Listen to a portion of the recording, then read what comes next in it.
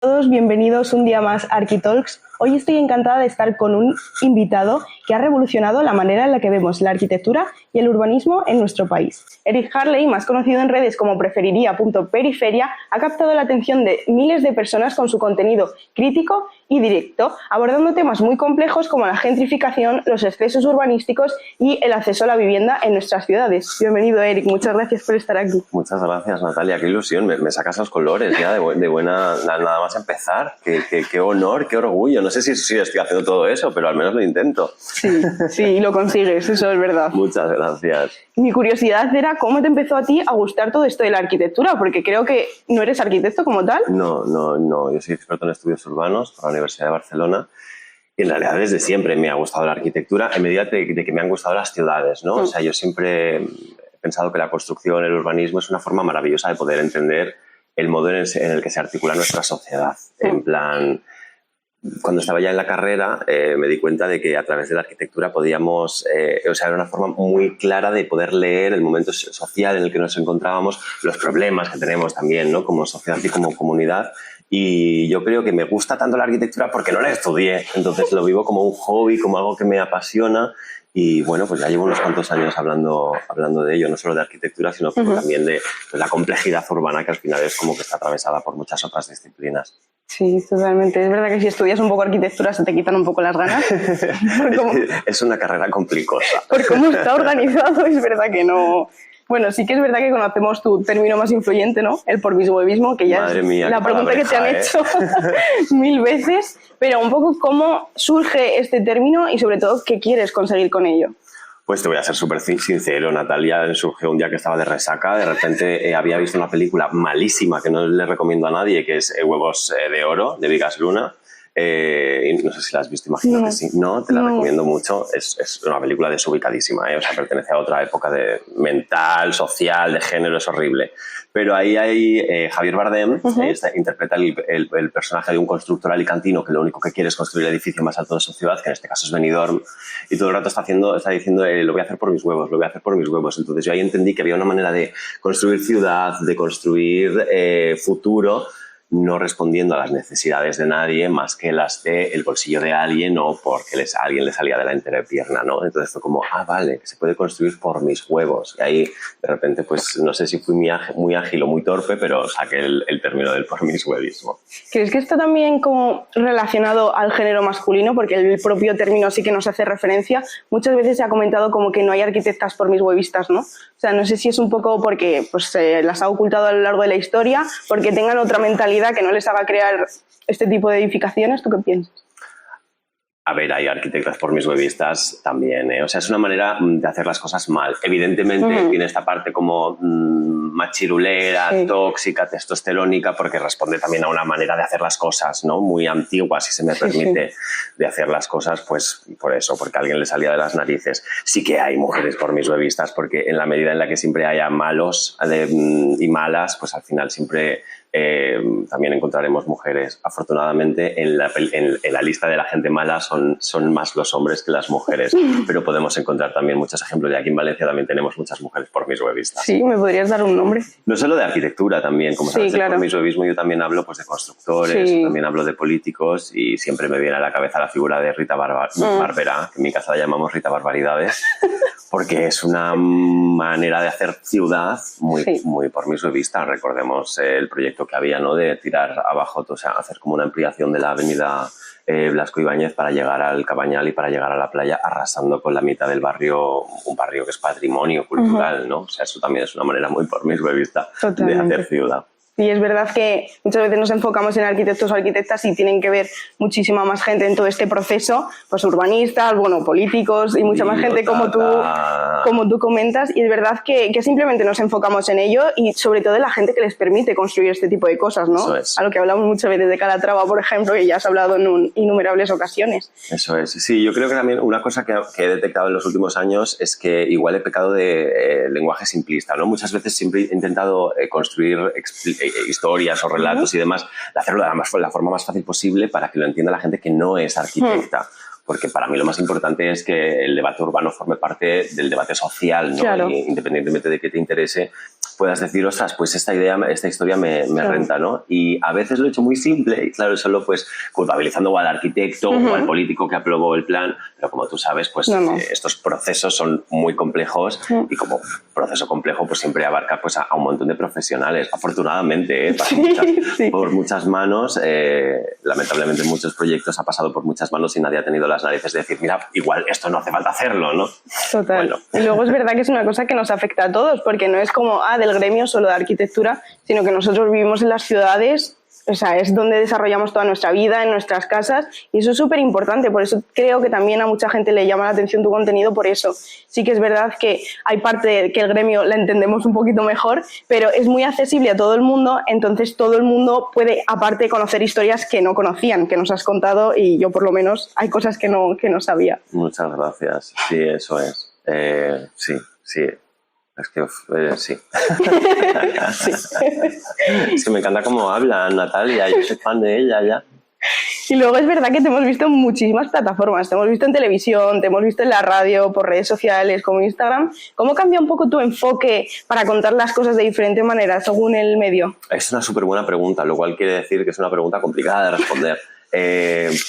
O sea, para mí la mayor diferencia es cuando es audiovisual o cuando eso es simplemente sonoro. Como sabes, yo trabajo mucho en radio, ahora estoy en un par de programas de Radio Nacional y claro, ahí lo más fácil es decir, bueno, pues en uno tienes imagen y en el otro simplemente tiene sonido. Pero es difícil, o sea, no es solo eso, ¿no? Porque al final con la imagen también puedes hacer como muchas referencias visuales que por el sonido se pierden. Aún así yo prefiero lo sonoro. ¿Sí? Sí, porque puedes ir a trabajar en la radio en chándal y es absolutamente maravilloso y solo necesitas una herramienta que es la voz para poder construir un relato y para poder llegar a la gente, ¿no? Cuando se trata de audiovisual, tú también te dedicas a esto y sabes que tiene muchas otras capas de complicación, no solo logística, que efectivamente pues tienes que llevar cámaras, micros, tal, organizar el rodaje y demás, sino el trabajar en la calle, porque al final los rodajes que nosotros hacemos siempre suelen ser en exterior y eso tiene esa patina también de complicación de organizar el llegar, el tener el permiso para grabar en un edificio, si no lo tienes, hacerlo de una forma extranjis, pero que no estés haciéndolo del todo mal.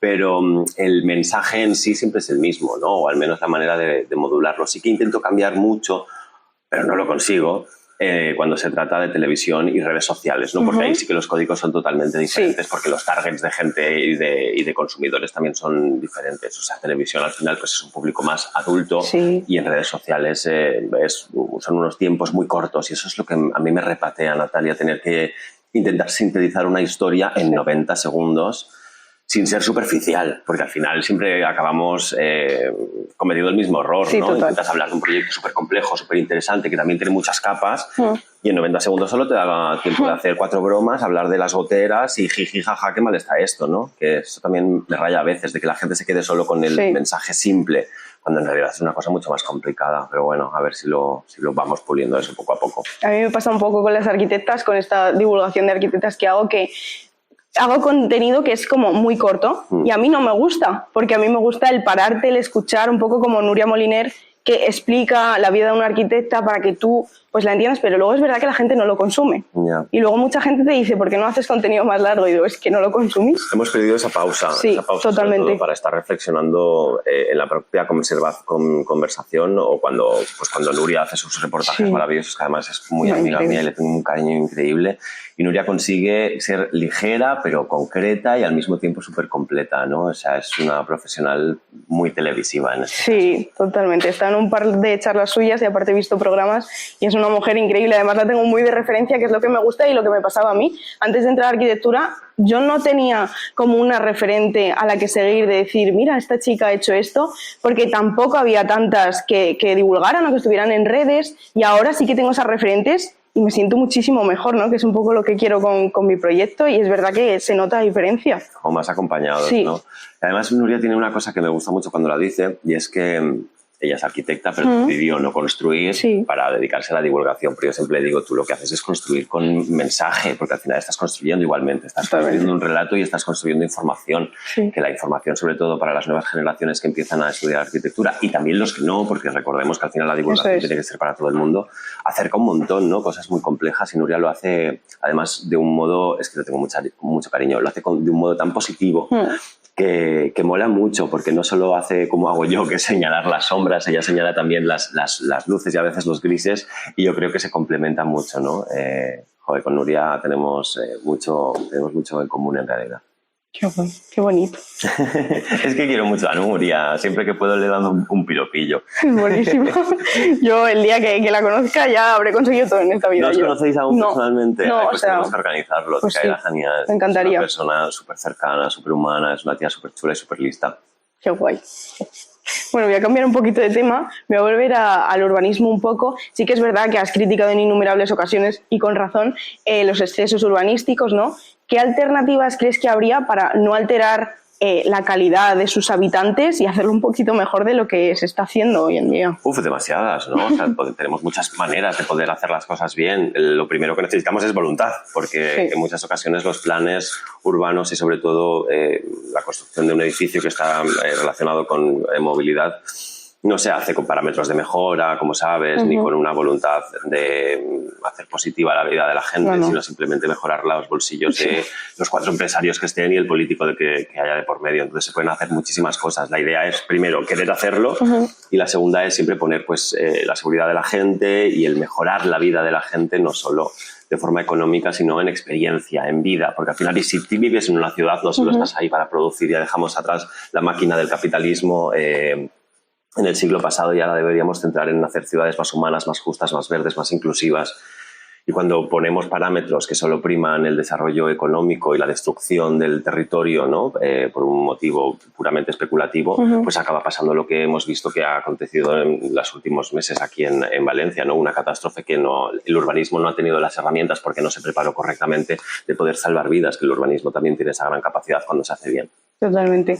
Al menos es verdad que deberíamos de aprender de lo que hemos hecho mal, que muchas veces tampoco se hace. Esa es la cosa, y a mí eso es lo que me pone especialmente triste. Una de las cosas que a mí me raya un poco más, Natalia, es que se me relaciona con chistes y sarcasmos y jiji, jaja. Yo cada vez lo estoy viendo todo un poco más turbio y me cuesta más ser divertido y dicharachero cuando se trata de temas tan serios y tan complejos, ¿no? Porque estamos en un momento de inflexión súper urgente. Era para anteayer ya cambiar el modelo de organización territorial que tenemos. Y lamentablemente parece que aún hay muchos responsables en las administraciones públicas que no están a la altura, ¿no? De responder con el cambio de modelo que necesitamos. Este fin de semana, por ejemplo, estaba en La Palma, que como sabes, justo esta semana que estamos grabando, se cumplen 3 años de que terminó la erupción, ¿no? del volcán. Y aún a día de hoy no se ha respondido creando un nuevo modelo de organización. De hecho, están permitiendo construir en las mismas zonas afectadas y además están dejando permitir construir en zonas rurales, lo cual me parece como muy 1969. Madre mía. Sí, eso me impacta muchísimo, la verdad, porque es lo que tú dices, va al interés de lo que tengan ellos, el bolsillo antes que las personas, y ese es el problema. O sea, deberíamos de cada vez crear arquitectos con más conciencia social y conciencia de todos estos temas, que yo creo que gracias a estos temas de la divulgación es lo que un poco se consigue, ¿no? O sea, creo que ahora mismo no es una cosa que se vaya a ver como que de repente salgan generaciones de arquitectos eco-friendly y súper... Bueno, ya lo estamos viendo. Que eso te iba a decir. Justo los que estáis saliendo ahora de la universidad, yo estoy súper emocionado porque parece que ya todo el mundo está ubicado, o al menos la gran mayoría, la mayoría sois gente ubicada. Ya no está o sea, ya es absolutamente minoría la persona que va a arquitectura pensando que saldrá siendo el próximo Santiago Calatrava. Afortunadamente espero que no haya ninguno más ya. Entonces yo creo que está cambiando eso. Lo que pasa es que, claro, aún no están en los estudios grandes y aún no se están recibiendo esos grandes proyectos. Pero tiempo al tiempo y siempre pues desde la disidencia tener esperanza, que es lo que defiende Nuria Molina y que tenemos que aprender a hacer también las demás. Totalmente. Pues te iba a preguntar por eso, porque sí que hemos visto como un aumento también de esos proyectos eco-friendly, pero muchas veces sí que están enmascarados, ¿no? En lo que llamamos el greenwashing. Entonces, ¿crees que más bien ha sido como una tendencia, pues eso, para blanquear un poco, o que realmente sí que va a haber más modelos realmente sostenibles en nuestras ciudades? Es que la sostenibilidad es una palabreja muy extraña. En los últimos años ha perdido toda la chicha que tenía, ¿no? Porque el capitalismo, como sabes, es maravilloso a la hora de coger algo que funciona, vaciarlo totalmente de contenido y mercantilizarlo, que es lo que está haciendo con lo verde, con lo ecológico. Y la sostenibilidad, no sé si es el parámetro que ya tenemos que estar hablando de sostenibilidad, porque que algo sea sostenible, no sé si es lo mismo que sea ecológico. Sí. Nos hemos equivocado ahí un poco con el término. Lamentablemente existe mucho greenwashing, las empresas y las grandes corporaciones y las grandes administraciones también han sido muy rápidas con esto, sabiendo de, bueno, simplemente si ponemos marketing de color verde ya estamos haciendo ecología, y eso no es cierto. Lo que hay que hacer es diseñar con parámetros que envuelvan la naturaleza de forma absolutamente tangencial, y no solo la naturaleza, arbolitos, verde y demás. También tiene que ser una manera de entender la ciudad y la arquitectura que sea interespecie, ¿no? Porque no somos las únicas cosas que estamos en este planeta, y también tenemos que tener en cuenta absolutamente eso, porque si no nos vamos a quedar solas, y la fiesta solas no va a ser nada guay, la verdad. La verdad que no. Ahora te quería hacer una pregunta un poco más divertida, ¿vale? Sobre los estilos arquitectónicos. Si te tuvieras que identificar con uno, ¿cuál elegirías? Un poco complicado, ¿eh? Ostras, es una pregunta súper complicada, en verdad, ¿eh? No sé, ¿tú cuál elegirías? Yo es que me iría a algo como el Art Nouveau, los Arts and Crafts. Mírala ya cómo levanta el dedo meñique. Madre mía, cómo le gustan los diners a la Natalia. Ostras, yo no lo sé, yo he cambiado mucho. Yo cuando era más jovencito me flipaba la arquitectura internacional, pero porque me flipaba el minimalismo y estas líneas puras y demás. Ahora he entendido que no necesitamos eso en nuestra vida y que forma parte totalmente del pasado. Me gusta como... El eclecticismo me parece súper chulo, porque explica también como muchas tendencias sociales y económicas del pasado.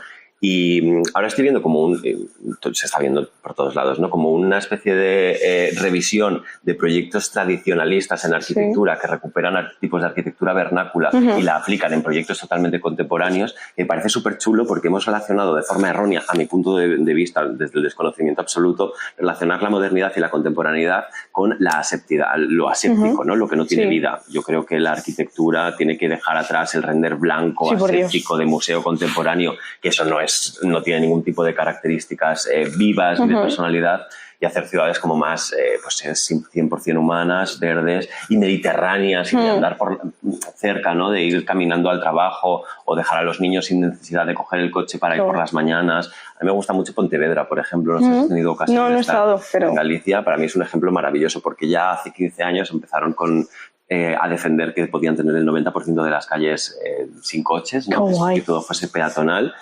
Y incluso la gente que en ese momento, que formaba parte del tejido comercial de la ciudad, o políticos como Mascarpones y demás, defendían que eso no tenía ningún tipo de sentido, que la ciudad iba a colapsar, que se generaría muy poca riqueza. Ahora piden más medidas de este tipo, porque se ha demostrado que cuando la gente se pone en el centro de las calles cobran vida, ¿no? Y eso también lo hemos visto, por ejemplo, en Barcelona en los últimos años, con el proyecto Supermanzana y los ejes verdes, que han tenido tanta controversia porque era un urbanismo como tan radicalmente opuesto al urbanismo que hemos heredado del siglo pasado. Y ahora ya todo el mundo lo está abrazando, gente incluso que también estaba en contra, ¿no? Estaba el proyecto de, no sé si has pasado por Barcelona recientemente, la Consell de Cent, que es uno de los ejes verdes que han diseñado.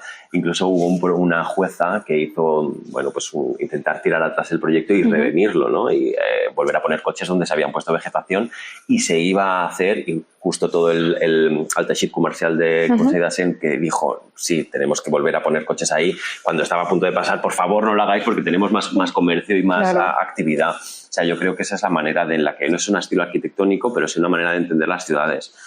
Siglo XXI, es que parece muy simple, pero igual se lo tenemos que enseñar con dibujitos a algún político desubicado, porque aún no lo han acabado de entender. Totalmente, y a mí me hace mucha gracia, muchas veces nos vamos a ejemplos que están fuera de nuestro país, cuando realmente tenemos ejemplos buenos en España. Y eso es muy cateto, el pensar de que siempre tenemos que buscar en lo ajeno los referentes, ¿no? Cuando en realidad lo tradicional también tenemos nuestros errores horribles en España, pero el otro día con Nuria estábamos hablando precisamente de esto. Tenemos que defender a uñas y dientes las cosas que son puramente buenas y que tenemos que respetar e incluso recuperar, ¿no? de nuestro pasado inmediato. Tenemos un espacio público en España que es absolutamente maravilloso. Hay que recuperar eso y no tenemos que irnos es que en París estaba haciendo no sé qué, cuando en España llevamos también años haciendo cosas que están muy bien. No tenemos que buscar tampoco el reconocimiento ajeno. Tenemos que sacar pecho en muchas ocasiones.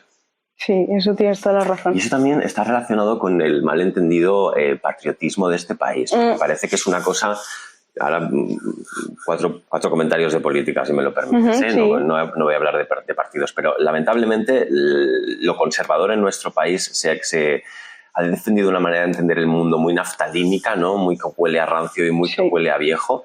Y lo español no es pulseritas y toros y ole ole y hacer el zángano. Tenemos una tradición muy humana, muy cercana, muy de familia, muy de contactos, muy de tejidos sociales, muy de conexiones con la gente. ¿Sabes que eso tenemos que estar súper orgullosos de nuestro país? O sea, ser español está de puta madre. Para que ser fascista no, que es otra cosa totalmente diferente. Y aquí yo ya me callo de hacer disidencia política, que ya sabes que siempre me voy por esos lados. Pero es que tienes toda la razón, es verdad que deberíamos de defender lo nuestro.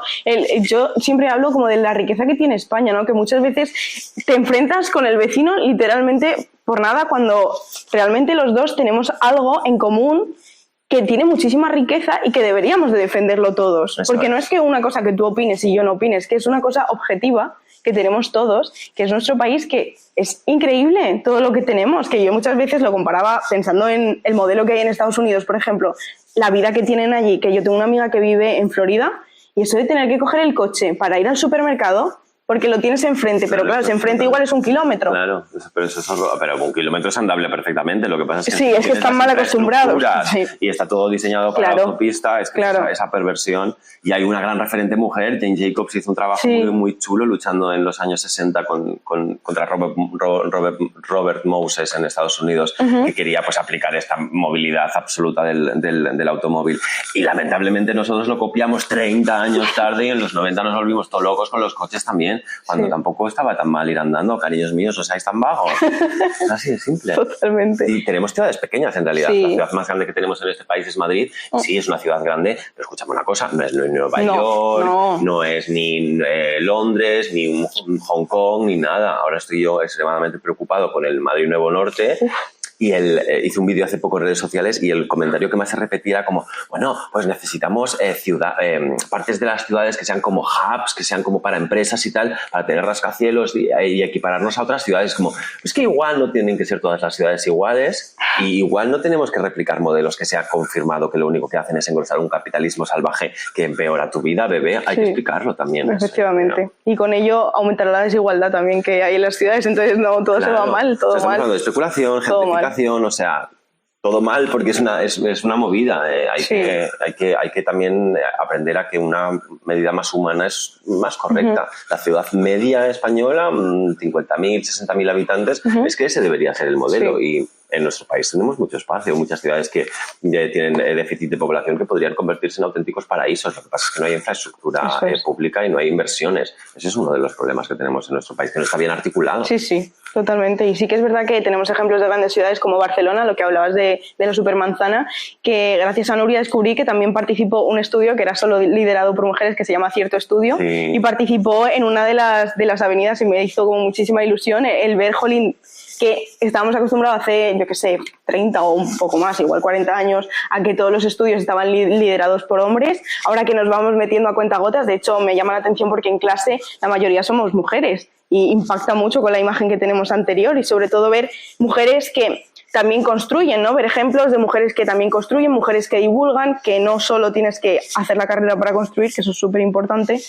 Y verlo que me emociona mucho porque es como, jolín, por fin está cambiando algo, ¿no? Lo que hablábamos antes. Y afortunadamente cuando encuentras este tipo de estudios están casualmente haciendo el bien, ¿sabes? No es Qué raro. Hay de todos esos ejemplos, pero joder, eso también me llena de mucha ilusión porque el cambio no es una cosa posible del futuro, se está produciendo ahora y hay que apoyar absolutamente este tipo de dinámicas para un futuro más equitativo en todos los aspectos, no solo de sexo, sino también de raza y demás. Claro. Está todo bien. Aún hay que mejorar un montón, pero lo habéis entendido los jóvenes y eso es lo que a mí más ilusión me hace.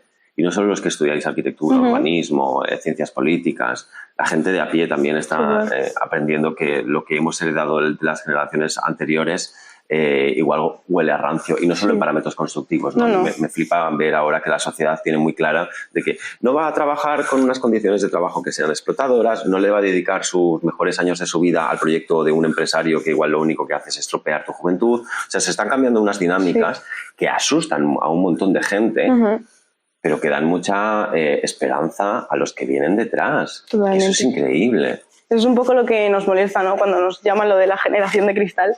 ¿Qué de cristal? Cristal nada, bebé, porque tengo los cojones cuadrados para decirte a ti que nada, que no voy a pasar por eso no les gusta. De hecho, perdóname, pero con la Dana se evidenció que los más jóvenes, de cristal nada, fueron los primeros que cogieron las palas, los primeros que cogieron las escobas para ir a enfangarse y ayudar. O sea, no estamos o no estáis, es que ya no sé si soy joven o soy mayor, no estamos adormecidos, simplemente tenemos una manera de entender las cosas mucho más claras, no nos dejamos tomar el pelo. Eso es, que no nos vamos a callar ante esas cosas, esa es la diferencia, yo creo que nos diferencia. Porque cuando nos dicen, pues que sois unos vagos o no yo qué sé, es que tengo una becaria que no le gusta pasarse 12 horas en el estudio. Ya, mi amor, es que es becaria. O sea, lo que tienes que hacer está contigo para aprender, no para sacarte trabajo. Para eso, entonces, contrátala como empleada, no, porque un programa de becas es para formación. Vamos a dejarlo así tan claro. Y además también a los becarios hay que remunerarlos. Eso es. Perdóname, que ya no estamos en esa época.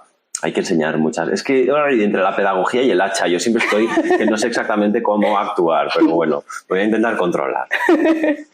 Total. Bueno, y ante esto, me hacía como ilusión hablar un poquito de algún libro que tú recomiendes, que no sé, en mi cabeza creo que sé cuál dirás, pero... ¿Cuál voy a decir? ¿El tuyo? No, yo no he venido aquí a hablar de mi libro. ¿No? Tengo 3, además estoy haciendo el 4 sobre rotondas, porque estoy absolutamente loco. En España, las rotondas... 23.000 rotondas. Madre mía. Nuestro país es absolutamente deleznable. Pero a mí, yo siempre que tengo ocasión recomiendo el libro de Andrés Rubio que se llama España Fea, que para mí es un referente absoluto en el que, mediante un discurso como muy estético de España es fea, hemos heredado un país feo, en realidad lo que está hablando es de que desde el patrimonio natural no hemos defendido poder cuidar nuestras ciudades y amarlas. Me refiero, él habla de nosotros tenemos que querer España en la medida de hacer que sea un poquito mejor, ¿no? Y que habla de un montón de ejemplos increíbles alrededor de todo nuestro país en el que sí que se ha defendido un querer España bien y hacer un país como más bonito. Y tiene una frase maravillosa este libro, y es que cada año lo leo una vez más y me flipa, que dice, es un antiguo proverbio masái, si no me equivoco, y dice, no hemos heredado el mundo de nuestros padres, lo hemos tomado prestado de nuestros hijos, que es muy ilustrativo de que al final el mensaje es muy simple, hay que dejarlo un poquito mejor de lo que lo has encontrado. Y este libro es un libro que siempre me gusta mucho como revisionar. Y ahora estoy muy atento de 2 grandes amigas que publican en breve. Nuria Molinés saca libro en breve, y Janet Sanz, que es la artífice de las supermanzanas y desde el Ayuntamiento de Barcelona, quien diseñó todo el cambio urbanístico de la ciudad, en breve también saca libro y también tengo muchas ganas de leerlo. Qué guay, me los voy a apuntar, vamos, 100%. Bueno, y ante tu carrera sí que es verdad que te hemos visto como muy centrado en todo el tema de España, ¿no? Por mi webismo centralizado en lo que es nuestro país. ¿Tienes como en un futuro idea de ampliarlo o prefieres como quedarte en lo que es España o...? Pues no lo sé, depende del día como me levante. Hay unas veces que pienso una cosa y otras veces que pienso otra. Siempre que tengo una entrevista en prensa me preguntan, ¿pero no hay permiso fuera? Digo, sí, claro que hay permiso fuera, pero escúchame, yo tengo que vivir también y tengo que tener mi vida, ¿no? Efectivamente. Pero tengo muchas ganas de empezar a hablar de proyectos que me preocupan en Latinoamérica, porque el contexto, el idioma y demás creo que es como una forma mucho más humana y fácil y horizontal de acercarnos. De hecho, en mayo voy a México a hacer unas charlas en la universidad y aprovecharé para quedarme un poco por allí y hablar de algunos proyectos como el Tren Maya, por ejemplo, que me parece como una auténtica barbaridad lo que están haciendo con las comunidades autónomas, o sea, autóctonas. Pero también tengo como sentimientos encontrados, ¿no? Porque no deja de ser un españolito hablando de un contexto que no es el mío. Entonces también hay que ver exactamente cuál es el approach, porque no quiero ser yo llegar y mearme encima de algo e irme. Entonces hay que ver muy bien cómo se hilan este tipo de discursos, porque también hay que ser muy claros, ¿no? Con esto. O sea, hay toda una cultura postcolonial que hay que romper claramente con ello e intentar empaparte de un contexto más que ir allí y decidir si una cosa está bien o está mal, ¿no? Cuando no conoces exactamente como todas las complicaciones y todas las capas que puede tener pues una sociedad que no es la tuya al final. Entonces hay que ver, igual antes me meto con los franceses que con los mexicanos, pero tengo que ver también en Argentina hay muchas cosas que también están pasando a nivel de cambio de relato urbano, no me voy a meter en política, que también creo que pueden ser como muy nutritivas para poder entender cómo se están haciendo las disidencias de este cambio de parámetros constructivos y urbanos, ¿no? hay que verlo exactamente, hay que verlo bien. Claro, es que son temas muy complejos, que no es algo banal, como llegar y decir esto está bien, esto está mal. Coger un avión, hacer 4 reels e irte, ¿no? O sea, tienes que entenderlo profundamente. Y justo ayer lo estaba hablando con Janet, porque quedé a comer con ella, y le decía precisamente eso, es que si me voy a México, es que igual necesito estar ahí 2 meses para poder hacer un vídeo, para entenderlo bien y no sentir que estoy liándola, ¿no? No es como ir a un sitio, coger un avión, hacer dos reels y volverte en 2 días. Entonces eso, en realidad, eso no es ni periodismo, ni investigación, ni divulgación, eso simplemente es hacer de TikToker barata y no estamos en esos momentos ya. Total, se me viene a la cabeza la imagen de una profesora mía que ha sido como la única en arquitectura en la que me habló de una arquitecta que yo no conocía, porque siempre te mencionan a Zaha Hadid, pero nunca te la enseñan como tal, de hecho la critican, y una profesora mía... Zaha Hadid es muy promiscuista. Ya.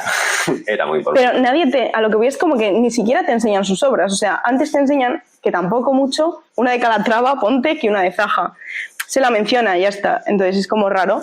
Mi profesora, por ejemplo, que sí que tiene un proyecto de encontrar arquitectas también, me enseñó a Lina Bobardi. Claro. Y es que su TFG es increíble, porque ella es que literalmente hizo una inmersión en su país, se fue a conocer cada obra suya, o sea, y es a lo que hablas tú un poco de ese proceso, ¿no? Lleva un proceso de investigación muy largo, porque son cosas muy complejas y que realmente requieren de mucho tiempo, no es algo inmediato, que es lo que hablábamos de las redes sociales. Es un poco el problema de este contexto y de este reel rápido que además enseguida te cansas, vamos, 3 segundos paso. Tal cual. Y eso llevaba como una investigación súper bonita que a mí además me emocionaba cada vez que la escuchaba hablar de esa arquitecta, porque realmente se metió en su vida, toda su vida la ha dedicado como a estudiarla, y es algo súper bonito el poder dedicarte bien a eso. Por eso es totalmente comprensible que no llegues a expandir tanto el por mis huevismo, porque tampoco abarcas, es una cosa súper complicada y que hay mucho. Son los timings del momento cronológico en el que nos encontramos.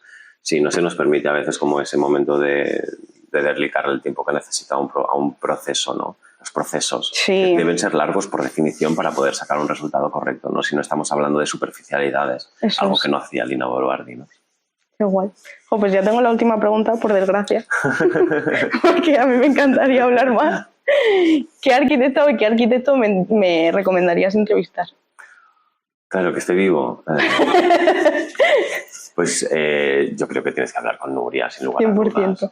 Yo creo que encontraréis muchos temas en común y las dos podéis disfrutar mucho de esa conversación. Vamos a hacer todo lo posible para que ese encuentro se produzca. Qué ilusión. Porque, joder, tengo muchas ganas de que os conozcáis y de que tengáis una charleta en horizontal, porque os enamoraréis mutuamente. Ya, yo es que de ella aprendo muchísimo. De verdad es una cosa que me encanta. A ver, también es que soy un poco baby, porque estando todavía en arquitectura me siento como muy, pues eso, todavía estoy estudiando, siento que no he podido investigar todo lo que he querido porque no me da la vida, entonces siento que conozco las cosas como un poco más superficialmente, y cuando me pongo a pararme a verme programas suyos en los que te empieza a explicar todo más lentamente, o tú desde el punto de vista urbanístico y político, como que siento que pues voy adquiriendo otros conocimientos que no me van a dar en la escuela, que eso es lo importante.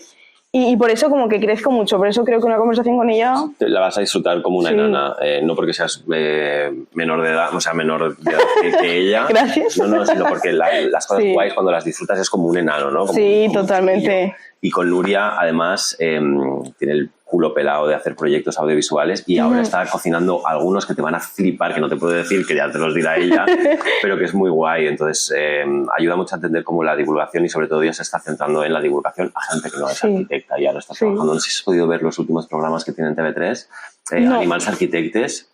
No, me estaba viendo el que estaba en RTV de... Escala Humana. Me encanta. Sí, pues ahora tiene uno en Televisión de Cataluña, que son parámetros diferentes, tiene otra escala, tiene otra manera de acercarse a las viviendas, creo que la gran mayoría son como proyectos residenciales. Es increíble.